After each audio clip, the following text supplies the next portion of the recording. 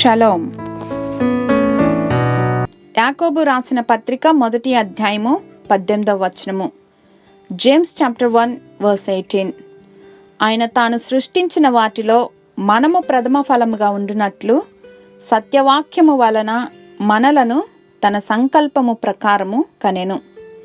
He chose to give us birth through the word of truth, that we might be kind of firstborn of all he created.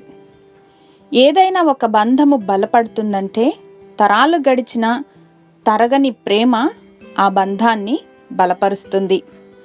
అయితే మారని, మార్పులేని అవ్యాజ ప్రేమను మన పట్ల వ్యక్తపరుస్తున్న దేవుని ప్రేమను గమనించినప్పుడు, గుర్తించినప్పుడు అది అనుబంధంగాను భక్తిగాను మారుతుంది. మనుషుల ప్రేమలో మోసపోతారేమో కానీ దేవుని పవిత్ర ప్రేమలో అరమరికలుండవు, హద్దులుండవు. ఇది అనంతమైన ప్రేమ, శాశ్వతమైన తండ్రి ప్రేమ. ప్రతి మంచి శ్రేష్టమైన దీవెన పరమ తండ్రి నుండి మాత్రమే లభిస్తుంది.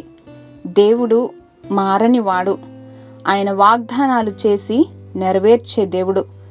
మానవుడు కోల్పోయిన మోక్షరాజ్యాన్ని తిరిగి ఇవ్వటానికి తన ప్రియకుమారుని మనకు వరముగా అనుగ్రహించారు. ఇది చాలదా?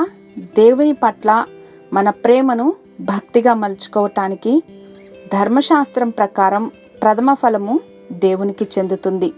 కాబట్టి సత్యవాక్యం వలన నూతనీకరింపబడిన మనము ప్రథమ ఫలముగాను సజీవ యాగంగాను దేవునికి అర్పించుకోవాలి.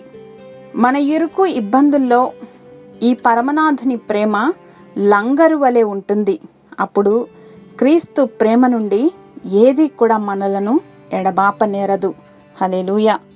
ప్రియ పరలోకపు తండ్రి, మీ శాశ్వత ప్రేమను గుర్తించటానికి, ఆ ప్రేమను దృష్టించటానికి, ఆ ప్రేమలో బలపడటానికి మాకు జ్ఞానం అనుగ్రహించమని యేసు నామంలో ప్రార్థించి పొందుకొని ఉన్నాం మా ప్రియ పరలోకపు తండ్రి. ఆమేన్.